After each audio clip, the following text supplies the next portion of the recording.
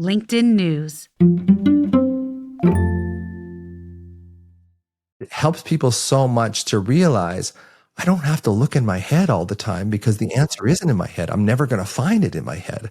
But if I find it in my body, that's when we make the real healing.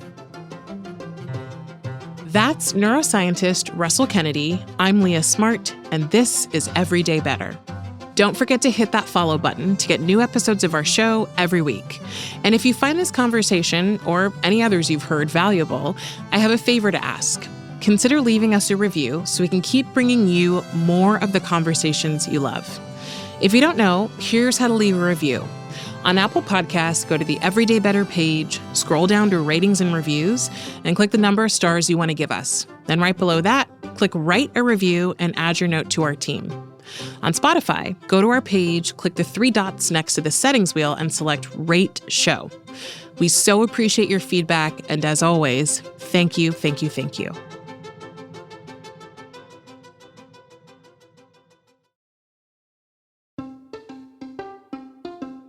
Hey everyone, from LinkedIn News, I'm Leah Smart, and this is Everyday Better, a personal development podcast where every week I sit down with some of the world's brightest minds and bravest hearts who use science and story to share strategies for how we can flourish individually in relationship to others and to the world around us. As regular listeners of the show will know, I recently gave birth to my first baby. And as I adjust to my life as a new mom, my lovely producers, Grace and Emily, are helping me out. I'm going to let them take over for just a few moments, and then I'll be back with you for the rest of the show. If you listened to last week's episode, you heard Leah open up about her experience with anxiety and some of her most trusted and valued resources for coping with anxiety. One of those resources is a book by Dr. Russell Kennedy called Anxiety RX, a revolutionary new prescription for anxiety relief from the doctor who created it. Russell wears many hats. He's a physician, neuroscience expert, somatic intuitive, certified yoga instructor, meditation teacher, and stand-up comedian who struggled with what he describes as crippling anxiety for decades. And he tried all the traditional forms of treatment, therapy, medication, but none of it worked. Until finally, he had an epiphany. For him, his anxiety didn't start in his brain, but in his body, and that changed everything for him. From there, he developed a new method for not just treating, but healing anxiety that worked for him and for many of his patients. Today, we brought Russell onto the show for a conversation about alternative therapies for treating anxiety, the techniques that helped Leah's own anxiety. Together, they discuss the root causes of anxiety, how traumatic experiences during childhood get stored in the body, and what you can do to heal your own anxiety long-term. Here's Russell. You understand anxiety in a pretty different way, and you talk about it in a pretty different way than a lot of doctors. So if, your average person were to go to their doctor and say, I'm experiencing anxiety, their doctor may recommend, meditation, or, there might be some thought-based exercises they have. They may recommend medication. All of those things are the things that come up. And you say that there's a different way to understand anxiety that can help how we approach healing it. Yeah, because MDs don't understand anxiety. We're not trained in it. Like I went through medical school. There was no acknowledgement of, and this is going to sound woo right off the bat, there's no acknowledgement of spirit in medicine. It's mind and it's body. Medical doctors are fairly good at body. We're okay at mind because the brain is the most complex organ on the face of the earth. But spirit, we don't understand. And we also don't have a lot of time in medicine, like it's very time demand. So if you get 7 to 10 minutes with a patient, it's very difficult to kind of go into their emotional background as to what's causing this pain. So many things. I've had over 100,000 patient encounters in my career as a doctor. And so many things that people would come in to see me about were physically expressed, but had an emotional root to it. And I'm not against medical doctors. I love medical doctors. It's just that they don't understand the spirit of things. They also don't understand that science is not going to heal you. Cognitive therapies are not going to heal you. They'll help you cope, but they're not going to heal you. To heal, we have to really start regulating your nervous system almost from a spiritual perspective. And I want to know what you mean when you say they don't understand the spirit. Like, what is the spirit? And I honestly think that most people get it, right? But it's, of course, like you said off the bat, it sounds woo-woo. So how do you describe it or think of it? Yeah, it's a good question. I don't know if anyone's asked me that, so I'm going to flat-footed with this one. I think the spirit is the non-scientific part of us. In science, we need to reduce things down to reproducible particles. And we can't do that with spirit. We can't do that with love. We can't do that with envy. We can't do that with jealousy or joy. There's been a lot of work to try and isolate, where do we feel love in the brain? And it's all over. Where do we feel fear? Like the amygdala is involved in just about every fear modulated sense in the human being. But, the amygdala itself isn't the source of fear. So we've been looking for the source of fear, the source of disgust, the source of sadness. And there is none because the brain is a highly interactive organ. So it's really difficult to reduce this down, which is why I say these evidence-based therapies, and we were talking, a little bit before about why people feel like failures when they go through all these, they spend thousands of dollars on these, therapies, and they get a little better when they finish, but a year later it's back. Mm-hmm. Because medicine and psychiatry don't address the root cause, which is, I believe, this old state of alarm, almost spiritual sense that's locked in our body. So this concept that you'll know of because you've read my book called background alarm is the traumas that we've sort of built up in our system over the course of our lives. And sometimes, I'm going really woo today right off the start, sometimes it's inherited. I see traumas. I was a family doctor, so I would see traumas run through families. And some research is showing that it's more through the male side than through the female side, more through the sperm than the egg. So, there is this ethereal part of trauma and emotional dysregulation that medicine doesn't understand. So for the person listening who's going, okay, so, anxiety is more than just what I'm thinking. There is this thing called background alarm. Can you describe that for me and tell me, I described it as feeling it in my chest, but talk about where else and how else we can feel that so that someone might be able to identify if that's something they're experiencing. So I see a lot of people who believe that their anxiety is in their head. And I talk to them and I say, okay, well, what scares you? And it's like, well, my mother's sick with cancer and I'm afraid she's going to die right now. It's like, okay, let's leave our mind for a second and just imagine this process, thinking of your mother kind of leaving you. Where do you feel that in your body? Is there a pressure? Is there a pain? Is there a temperature? Is there something in your body? And most people, if you search between your chin and your pubic bone in the midline, will find an area of like pressure or pain. And then I say, is it superficial? Is it deep? Is it hot? Is it cold? Does it have a temperature to it? Does it have memories associated? Does it have a feeling associated with it? And to just give myself a little more credibility, there's a part of our brain called the insular cortex. It's right deep in our brain. And it's kind of the way station between the mind to the body and the body to the mind. So in the insular cortex, I believe that we make these body memories because the insula gives us this representation of our body. It's why when you have a breakup that your heart hurts. That's the insula. So there's a lot of evidence suggesting that the insula, if you have trauma as a child that's not resolved, the connections get disrupted within that insular cortex, and we don't connect to our body so well. So we stay in our heads and we try and overthink. We try and find the answer through our thinking. And this society worships thought so much, we believe that we can fix it. And if you have a nice chin wag with your therapist every week, when you walk out of there, chances are you're going to feel better, only because in a way that you've had this nice connection with a person who cares for you. But it's not actually doing anything for the root cause, which is this old energy that's stuck in your body that got stuffed down there when you were too young to process it. And more research is showing that cellular memories are held outside nervous tissue, outside the brain tissue. We're seeing that more and more.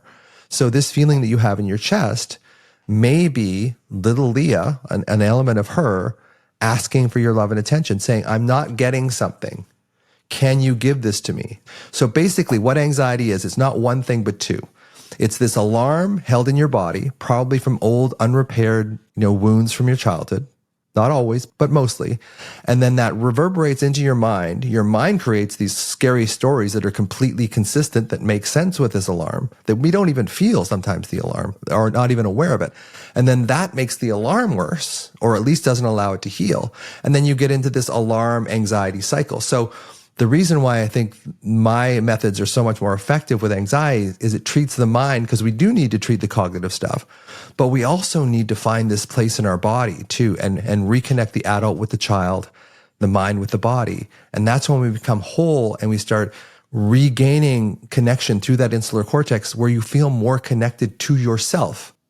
I mean, you just said so many things that I imagine for someone who does resonate with this would blow their mind, and they'd probably have a lot of questions. So I am always trying to get the skeptic to come along. So I'm going to push a little bit on some of these things just to get. I love that. Good. Okay.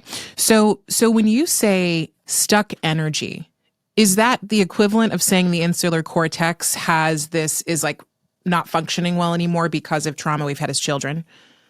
Yeah, it's a great question, because, there is this sort of catchphrase now that trauma is held in the body. Yes. And it's a nice construct. It really is a nice construct. Whether or not it's true, I don't know. But it doesn't really matter. And the other thing, Leah, about this is it helps people so much to realize I don't have to look in my head all the time, because the answer isn't in my head. I'm never going to find it in my head.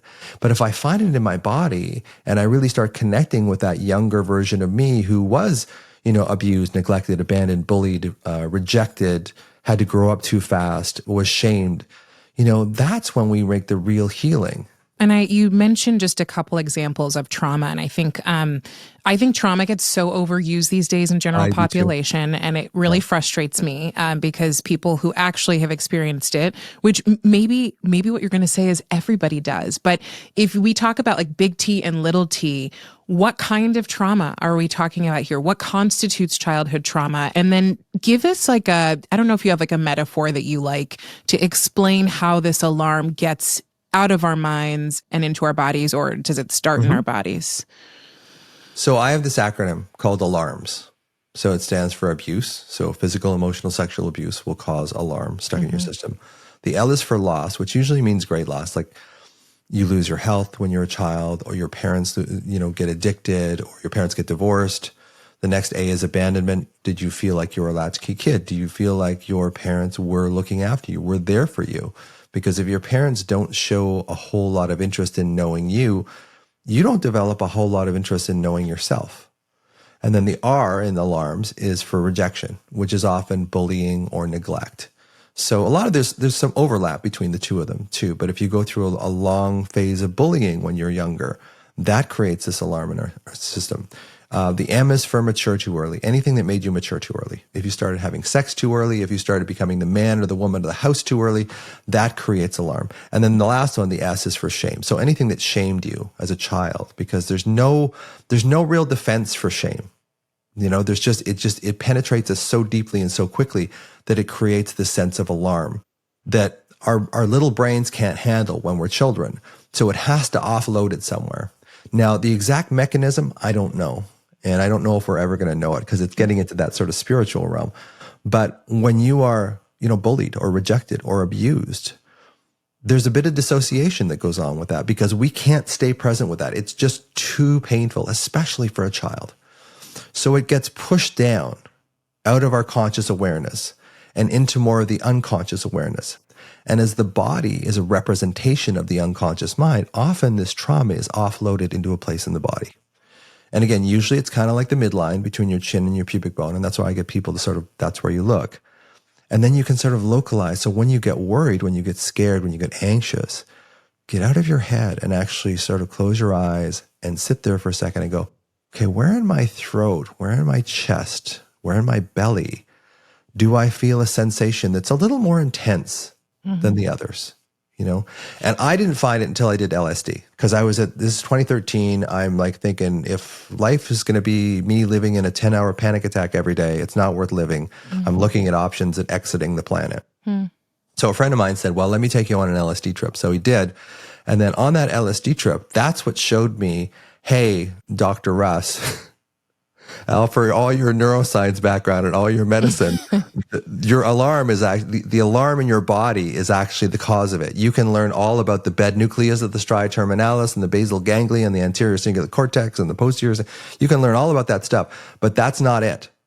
What it is this place in your body. For me, it's in my solar plexus. That's the place that lights up for me. And then on LSD, I saw that it was a sharp, crystalline, about the size of my fist, pain, pressure, pushes up into my heart, pushes back into my spinal cord. And it's still there to this day. Like, I still notice it there. And now it's kind of like my old friend. And I didn't know it at the time, but what I was told and coming out of the LSD experience was, this is the root cause of your anxiety. It's not up here, it's in here. And that, it took me another 2 years to develop my theories about anxiety, but that was a real cornerstone of the theory. It's like, oh, maybe I've been chasing my tail trying to think better. Because it's very, very difficult to think in opposition to how your body feels. It's much more effective to use your body to calm your mind than it is to try and use your mind to calm your body. And we've all known that. If you're going into do a presentation or whatever, and you say, hey, relax, doesn't work. No. But if you take a few deep breaths, and there's this other exercise that I give to people, just about everybody. It's by Kathy Kane, she's a PhD. And she talks about this method called objecting without contracting. So basically, you're facing an exam, either like a medical exam or something you have to write at school, or a tough conversation with someone, it's not, this relationship is going to work out, or you're having a fight or whatever. It's like, can you, in your mind, envision that scenario, but not contract around it, not resist it, just allow it to kind of be there. Because as soon as we resist it, we engage a whole lot of fight or flight chemicals in our brain, which evolutionarily shuts off the rational part of our brain. Because thousands of years ago, when we got upset, we didn't need our intelligence so much as we needed the emotional escape. We're still wired that way. We still have Stone Age brains in a digital world. So we will act in that sort of rudimentary way if we don't deflect ourselves into, can I just sit with this feeling? And in some people, it's too much. Like if you were physically, emotionally, or sexually abused, this alarm may be too much for you to handle on your own. And that's really important to understand, that you need some help with that. But a lot of us had traumas that got pushed into us because, and I wanted to talk about this a little bit earlier, because of our level of sensitivity. So I can tell by just your energy that you're a very sensitive person. Incredibly. And that's basically, I don't see people with chronic anxiety who weren't born sensitive. There is some genetic research showing that our temperament is sort of mediated genetically, in that we are born sensitive. And if you ask any mother, if she has two kids, she said, which is the more sensitive of the two? She'll immediately tell you which one is the more sensitive. No question about it. So if you're born sensitive in an environment where you're loved, cared for, secure, you'll be fine. But if you're born sensitive and there's traumas, and they don't have to be big traumas. That's the thing, but that's why I don't like big T, little t so much. It depends, like trauma is in the eye of the beholder. So what's considered, big T trauma for one person may not be for another. And what's considered little t trauma may be a huge issue for someone who's very, very sensitive. So it's really engaging your own level of sensitivity, because your level of sensitivity can help you really enjoy your life. But it can also corkscrew you into the ground if you start trying to think your way out of a feeling. And that's what we often do as sensitive people, as worriers. We believe in the back of our minds that we can think our way out of this feeling, and we can't. And it's just this endless, and the brain is in the back going, the mind is going, hey, we have the answer over here, over here. And it always changes. Combining that with the dopamine hit and the endorphin and enkephalin hit we get from worrying, no wonder worry becomes so overpowering and overwhelming for us. So I'm hearing you on the childhood trauma. So something happens to us when we're too young to really grasp it, to sit with it and to go, okay, this is happening, and to make sense of it so that we're not impacted. And I think I maybe heard you talk about this as like a cup of water, and like pouring water into a cup until it overflows, and it like almost overflows out of the cup and into the body, which is like the brain. I don't know if you've said that, but I've heard it. No, I've heard it. Okay. I've said that. Yep. Yep. So I love that metaphor of just filling up the cup, and that's your brain. And then all of a sudden your brain can no longer handle call it. So it goes into your body. It goes into the unconscious, and because the body is a remnant or an effigy of the unconscious, because your body will show what your unconscious mind is doing, that's where it gets lodged. What do you mean by that? Okay. Like, yeah. So there's the conscious mind, which is like, okay, if I prick my finger, my conscious mind will say, hey, there's a pinprick right in my finger. If I say was beaten up by a group of boys when I was 8 years old on the playground, that hurts me, but I can't point to it. I can't say, oh, that's right here, because emotional pain like that doesn't have a direct sort of postal code or zip code, right? It's kind of diffusely held in different parts, and it can be in some people in their throat. Some people it's in their belly. I see a lot of people who didn't get enough food when they were younger. Their parent was a hoarder, and they didn't get their fundamental needs met. That it often shows up in their belly. Their alarm shows up in their belly. If they were abandoned by a parent, it shows up in their heart area. Like these are general things after dealing with thousands of people with anxiety and alarm, but you see these sort of general trends. So how it gets there, we don't know. But the body is more of a telltale sign of the unconscious mind, what the unconscious mind is doing. Whereas the conscious mind is more like, here's the pinprick, it's right here on my finger. So what I will often do with people is I'll get them to say they'll find their alarm in their solar plexus like you. Sure. And then I'll say, Leah, what was the best time in your life? Wow, what was the best time in my, like a period of time or a moment? A period of time or whatever first comes to you, either like an experience you had or just a general period of life. Yeah, there was a period of life, and it was actually, oddly enough for me during, I was in New York City, I still am here, but during lockdown, during COVID, I really had space to like kind of explore my own inner world. I became like an introvert in that way. And I had never done that before. So I really went deep into learning, reading, and I was in really good shape. Like I was running a lot, and I love to run. So that was like a really great period for me. It was like the back half of 2020. So can you imagine, can you close your eyes for a second, relax your shoulders, relax your jaw for a second? You're just coming home. Do you have a walk up in New York? I do. Okay. And, you've had a good run. You're walking up the stairs. You're like, oh, that was great. Now, is there a sense somewhere in your body, thinking of that memory, that feels like warm or connected, or is there a place in your body that kind of says, oh, that feels nice. I know that feels nice in my body. It like feels like it's around my heart actually, and it feels like kind of bursting energy. And would it be superficial or deep? Or maybe neither. I don't know. It maybe superficial. It's like it's like there's a movement to it. When I think of deep, I think of like a heavier. So maybe that's not the case, but yeah. And would the movement feel nice? Yeah. It's like when you see like a starburst. It's like that like burst of little rays or something moving outward. And if you sort of really settle into that, relax shoulders, relax jaw, might there be a color or a temperature associated with that feeling? I saw like a light green, a really pretty light green. Temperature, I maybe like a little bit cool, but not much of a temperature. Okay. So, I've shrunk this like what I would usually do with you in half an hour in about 30 seconds. So it's basically we just get into that feeling in your body.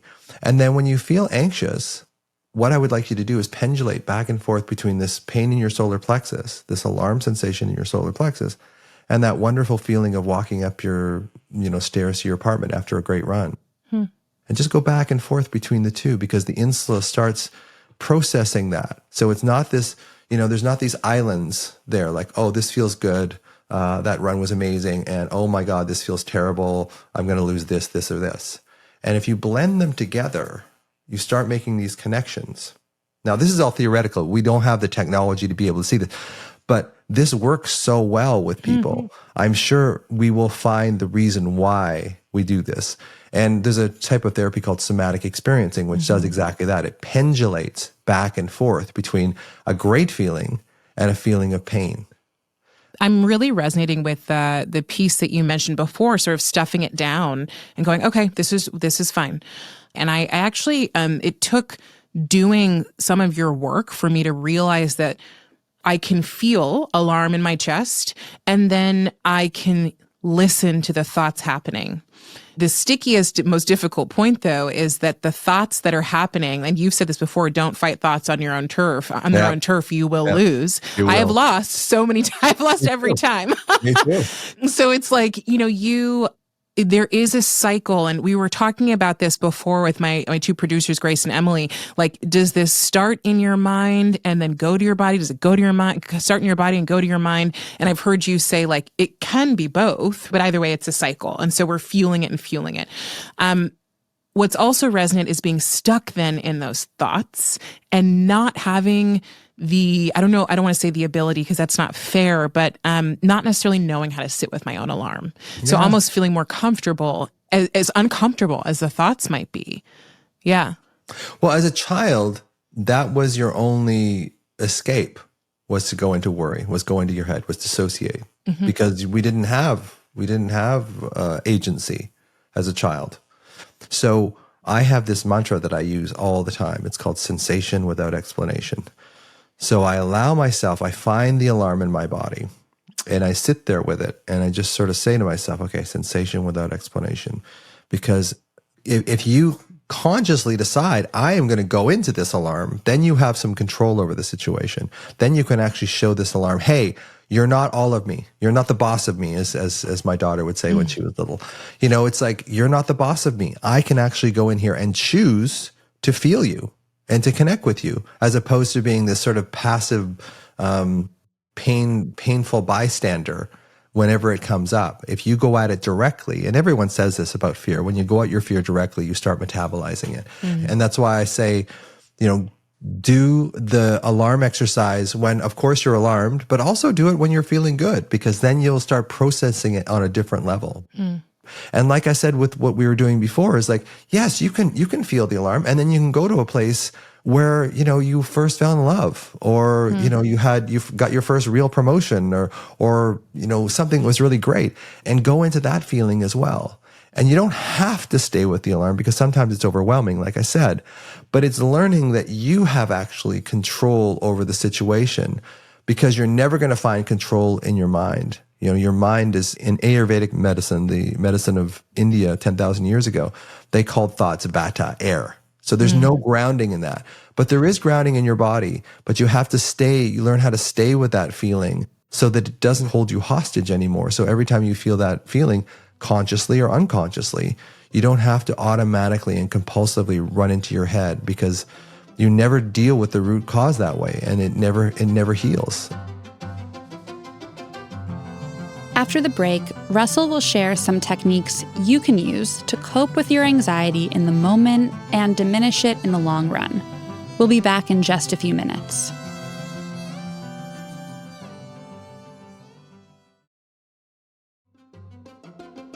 And we're back with Dr. Russell Kennedy, author of Anxiety RX. So for people who are like, I'm not feeling maybe this deep anxiety, but I'd love strategies. You talk about coping versus healing, but What are some exercises to first cope in the moment? Well, one of the things is, am I safe in this moment? So this is one that I get people to use in the middle of the night, because when you wake up in the middle of the night, you're stressed, you're worried, your defenses are down. And so just saying to yourself, I know that I'm worried about this tax bill or this dentist appointment tomorrow or whatever. But in this moment, like right now in my bed, am I safe? Am I safe in this moment? And then when you really realize that you are safe in the moment, and you can sort of rest in that, and then I usually combine that with putting your hand over your alarm as well, because that's basically reassuring the younger version of yourself. Am I safe in this moment is really helpful as far as that kind of stuff goes. The other one that I mentioned earlier was objecting without contracting. So you don't have to like the dentist appointment tomorrow that you're going to have, but you don't have to contract around it, because when we resist something and we contract around it, we hold on to it tighter, which creates this sympathetic fight or flight drive in our system just automatically. which takes us out of our rational brain and into our emotional brain. So things just seem way, way worse than they really are. So learning how not to resist is so important, because resistance in general to discomfort locks you in a place of kind of fight or flight. And then when you're in fight or flight, you actually shut off the rational parts of your brain. And then you're only operating with your emotional brain, which is not the best place to be, because it basically makes everything seem either so much better or so much worse. And usually it's so much worse. So objecting without contracting is one. And by the way, just on objecting without contracting, Yep. would that look like, let's say it's like, all right, I don't want to go to the dentist tomorrow. It's one of the things I most fear. So does that look like I'm in my mind saying to myself, okay, I don't want to go, but it's going to be fine, versus I don't want to go, and going down the downward spiral of thoughts? Is that It's actually more of a body thing. okay? It's actually more of just like, okay, can I move out of my head? Can I go in a sensation without explanation? Can I just sort of shelve that whole cascade that's sitting there about how much the cognitive story that I hate the dentist? Can I just go into my body and just stay in the sensations of my body? Can I breathe into it? So those are good starts for sure. Those are short-term solutions. And then the long-term solutions are, finding this alarm in your system, finding why it's there, finding if there's sensations, images, memories that are associated with this sensation, like taking some time. This isn't something you would do in an acute situation, but if you really want to make a real dent in your overall feeling of anxiety, you have to do the long-term work as well as the short-term work. And what does that look like? Like, I know you like yoga nidra, but what are some practices that we can try? I think it's starting out by finding the alarm in your body and then spending some time with it, even when you're feeling good, because when we only work on the alarm when we're in alarm, it has very limited effect. So it's a matter of, when you're feeling good, connect with that alarm. Like, you just put your hand over it and you just allow yourself to feel it without adding a bunch of words to it. Like there is something I do called commiserating, which is something I've done with myself. And you could potentially do it too, Leah. It's like just sort of in a quiet moment, relaxing your shoulders, relaxing your jaw, and just saying to your younger self, it must have been really hard for you to be bullied. It must have been really hard for you when that person sort of said that to you. And then just see what comes up and just allow it to be there, right? It's just like, I call it commiserating, but it's a way of connecting with that younger version of you through the emotions, through the insula, through the amygdala, and just calming that particular system down. And then that's how we heal it in the long run. So this is a question that I've thought about, and I feel like people, whether they ask it or not, are thinking it. And I think this is why some of these quick fixes, do grab people, is how long does it take to heal? 2 weeks. No. I will start now. I ask that question a lot. It really, Leah, depends on the degree of sensitivity that you have to start with. It degrees on the level of trauma that you went through, the longevity of it. If there's like if you were, say, 16 and you were assaulted on the street, and that was the one punctate episode, you can probably heal from that quicker, again, taking in interpersonal sensitivity, than you would, say, having an alcoholic mother that was abusive to you, that was over the course of years, right? That's what I found when I deal with my patients. So are we talking years? Or are we talking, like, if I were to do... I would, unfortunately, depending on how deep the anxiety is. But the thing is, here's the thing about that, is so much of anxiety is this feeling like you're a cork in the wind or a cork in the water. Like you don't have any control over it, But once you start healing, once you start accessing this part of your solar plexus or your heart or your throat, there is this sense like, oh, for the first time, I'm finally making traction on this. So human beings can really handle a lot of stuff when they feel like they're actually making progress. When you're just sort of, having good months and bad months, and that, life is fairly easy at this point, so your anxiety isn't going to come up, but then, your mom gets sick or whatever, and then the anxiety kind of rears its ugly head again. So it's a matter of being able to understand that anxiety is going to come and go. The more work you can do when you're feeling better, the more effective. If I put this in terms of points, if you're working on your alarm when you're already alarmed, you might, make 1 progress point out of that. But if you start working on your alarm when you're actually not feeling that alarmed, you make 5 progress points.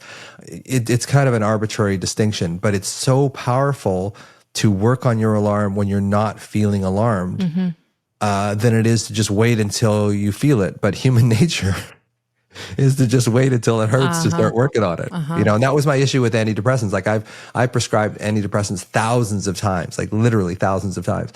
And my issue wasn't so much when they didn't work, but when they did, because when they did work, people just wouldn't bother trying to go back and kind of heal the stuff. Now, some people have severe trauma and will probably be on medication for the rest of their life. And that's fine. Sometimes we need medication. It's part of it, just to get out of the hole. And then once you're out of the hole, then the job starts. It's like, okay, are you going to do something to help you self-heal for the rest of your life, or are you just going to sort of bounce back and forth on medication when you need it? Yep. Can we get to a place where we never feel anxiety? No. Okay. I think what happens, and this is true with me, is that I feel alarm. I like using the term alarm more than anxiety. Or alarm, yep. But I know I can get around it now. Like I know I can just sit with the feeling. It's uncomfortable. I don't like it. I had it yesterday. I've got it to some extent this morning. But I know if I don't add thoughts to it, it'll pass. It'll pass. And it may last a day. But I know it's going to pass, provided I don't start stacking a whole bunch of horrible thoughts on top of it. There's a real sense of empowerment when you can allow that alarm to sit in your body and go, yeah, I don't like this, but I can tolerate it, right? And I think the more we do that, the less power it gets over time. What do you say to people who are like, well, what does this have to do with work or being a professional, this conversation about anxiety? Like, don't I just deal with that in my time off, or can't people just deal with that later? It depends on how much it overruns your life, Leah. Like in some people, here's the thing, there is this place in our brain called the default mode network. And it's what your brain does when it's not focused on something. There's a part of the brain called the posterior cingulate cortex. Now, the PCC is thought to be involved in self-referential thinking, what you think about yourself. So in a way, when we're not thinking about something specific, so we're not at work, we're just kind of relaxing or whatever we're doing, the default mode network kicks in. And if we have a negative view of ourselves since childhood, that posterior cingulate cortex will light up and what I call jabs. It'll start self-judgment, self-abandonment, self-blame, and self-shame. It just does it automatically, right? So that's going to tee us up for victim mentality for sure, which will, of course, make our anxiety much worse. So it's learning sort of the neuroscience behind that. We just default into anxiety. That's just our default position when we're not doing it. And that's why, if you're having a breakup with someone and you're at work, it's not so bad because your brain's focused on something, right? But then when you get off work and you're like, oh my God, then the default mode comes in and it's like, oh, I should have done this and I could have done that. And so it's kind of like our brain really works against us if we had trauma that wasn't resolved when we were younger. And it's learning, okay, how do we understand how this works? And can we move out of the default mode network? Can we show ourselves ways that we don't have to stay in that default mode network? We don't have to stay in that self-referential thought for any longer than we have to. Well, and nobody wants to be working under circumstances like that, right? It's like, and you spend a lot of your life at work if you're, if you are working full time. Just final question for you. What's changed in your life and in the people who you've seen who have healed their anxiety's lives once they do get over that hump? Like, what's different for you now? I think that they just do more. I think I do more. I travel more. I take on more sort of risks. I don't see risks as so negative anymore. I don't see risks as something that I have to sort of build myself up for 3 days before I would do it. I mean, I did stand up for 10 years, so that was kind of like a proving ground in a way. But I think it's just that buffer that, do I want to go to the mall? Well, who am I going to see there? There's going to be people there. Like, I don't, that whole, anxiety over time and that victim mentality sort of narrows your life, right? So I just see people kind of expanding their life kind of, I wouldn't use the word effortlessly. I think that that's a little bit too Pollyanna, but I think it's just they're more aware that they have options and that they can pursue those options without automatically saying, no, I can't do that because of this. I can't do that because of my anxiety. I can't do that anymore. They try. And the more they try, it becomes this self-fulfilling, like, oh yeah, I can do this stuff. I had somebody on talking about MBRX a little while ago. And she said, I was trapped with anxiety for like 20, 25 years. I read the book, I did MBRX, and then I went to Venice and Europe with a friend and had no anxiety when I went. Nothing but the train, which is atypical. I would love to say that that's what everybody gets out of it, but that's one of the things that really warms my heart is just that, and she said, like, I've been in, and I hear this all the time, I've been in traditional therapy for 5, 10, 15, 20, 25 years. And this is the first time someone's actually explained to me and showed me that I can do this myself. Mm-hmm. I'm going to have you complete these 3 statements for me, Sure. Russell. Better humans are. More aware of themselves. Better work is. Being happy, just being yourself. And a better world has. Connection and attachment as its core. Russell, this has been amazing. Thanks, Leah. Thank you so much for being here. Thank you. Honestly, thank you for the work you're doing. And I'm sure you hear it all the time, but it truly is. I think for anyone who's experiencing anxiety on a regular basis, it is a game changer to have a way to perceive this in a more hopeful direction, that there are options, that there are ways to work through this and, in fact, even heal from it. So thank you so much. Thank you, Leah.